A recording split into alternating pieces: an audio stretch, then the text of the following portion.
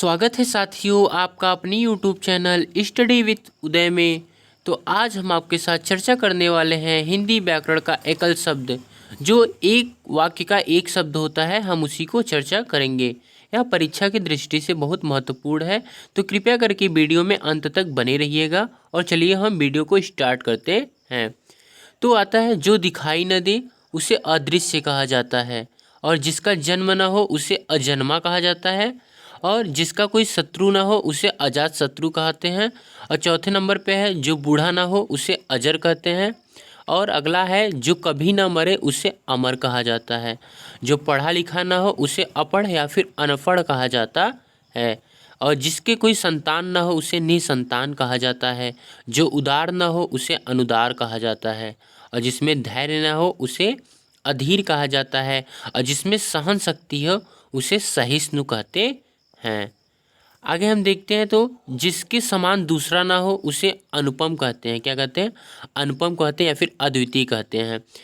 जिस पर विश्वास न किया जा सके उसे अविश्वसनीय कहा जाता है। और जिसकी थाह ना हो उसे अथाह कहा जाता है। दूर की सोचने वाले को दूरदर्शी कहा जाता है। और जो दूसरों पर अत्याचार करे उसे अत्याचारी कहा जाता है। जिसके पास कुछ भी ना हो उसे अकिंचन कहा जाता है। और दूसरे देश से अपने देश में सामान आना उसे आयात कहा जाता है। जो दूसरे देश से अपने देश में जो सामान आता है उसे आयात कहते हैं। अपने देश से दूसरे देश में सामान जाना निर्यात कहलाता है। और जो कभी नष्ट ना हो उसे अनश्वर कहते हैं। क्या कहते हैं? अनश्वर कहते हैं। और जिसे कोई जीत न सके उसे अजेय कहा जाता है।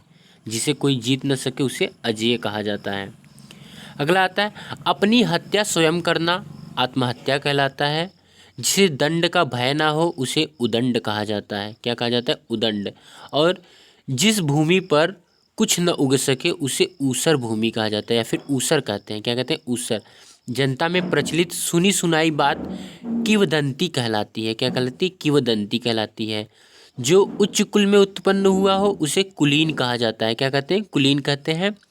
और जिसकी सब जगह बदनामी हो उसे कुख्यात कहा जाता है। क्या कहा जाता है? कुख्यात। अगला आता है, जो क्षमा के योग्य हो उसे क्षम्य कहा जाता है, या फिर जिसे क्षमा किया जा सकता है उसे क्षम्य कहा जा सकता है, कहा जाता है। शीघ्र जो नष्ट हो जाता है, ठीक है, उसे क्षणभंगुर कहते हैं। कुछ दिनों तक बने रहने वाले को टिकाऊ कहते हैं। ठीक है, जो कुछ दिनों तक बना रहता है उसे टिकाऊ कहते हैं। और पति पत्नी को जोड़े को क्या कहते हैं? दंपति कहा जाता है। पति पत्नी के जोड़े को क्या कहते हैं? दंपति कहते हैं। अगला आता है, जो कम बोलता हो उसे मितभाषी कहते हैं। क्या कहते हैं? जो कम बोलता हो उसे मितभाषी कहते हैं। और जो अधिक बोलता हो उसे वाचाल कहा जाता है। क्या कहा जाता है? वाचाल कहा जाता है। और जिसका पति जीवित न हो उसे सधवा कहा जाता है। क्या कहा जाता है? सधवा। जिसमें रस हो उसे सरस कहा जाता है। और जिसमें रस न हो उसे नीरस कहा जाता है। ठीक है, भलाई चाहने वाले को हितैषी कहते हैं। और दूसरों की बात में दखल देना हस्तक्षेप कहलाता है। क्या कहलाता है? हस्तक्षेप कहलाता है। दिल से होने वाले को हार्दिक कहलाता है। जो दिल से बधाई उधाई दिया जाए हार्दिक कहा जाता है।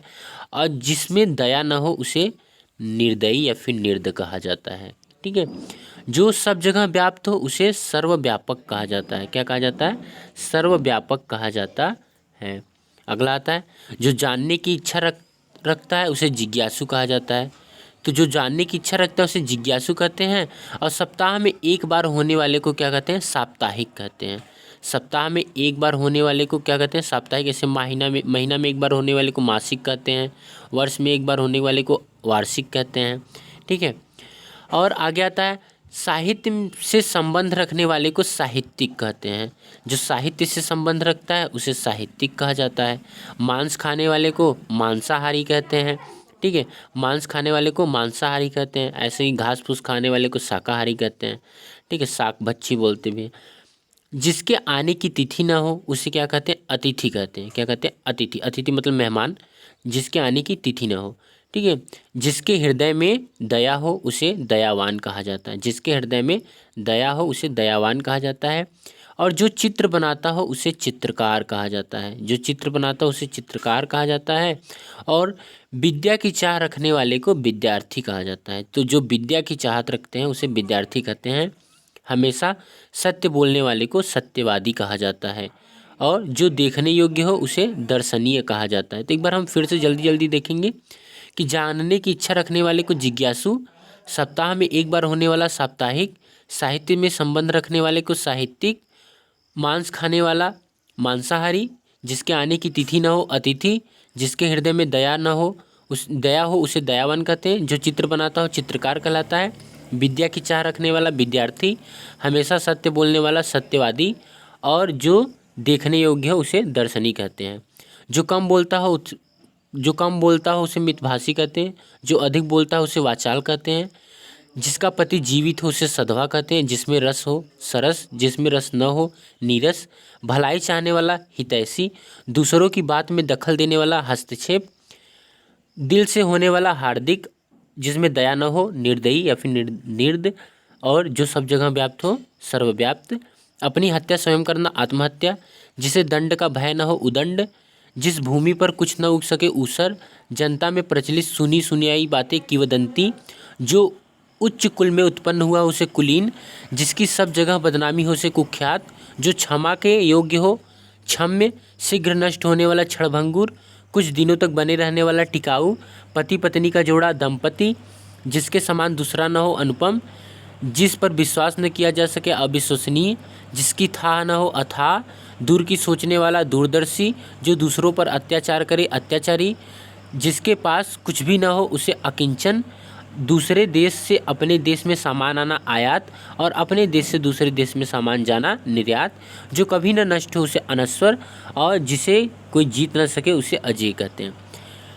जो दिखाई न दे उसे अदृश्य, जिसका जन्म न हो उसे अजन्मा, जिसका कोई शत्रु न हो अजातशत्रु, जो बूढ़ा न हो अजर और जो कभी न मरे अमर, जो पढ़ा लिखा न हो अपढ़ या फिर अनपढ़ और जिसके कोई संतान न हो उसे निसंतान, जो उदार न हो अनुदार, जिसमें धैर्य न हो अधीर और जिसमें सहन शक्ति हो उसे सहिष्णु कहते हैं। वीडियो में अंत तक बने रहने के लिए धन्यवाद।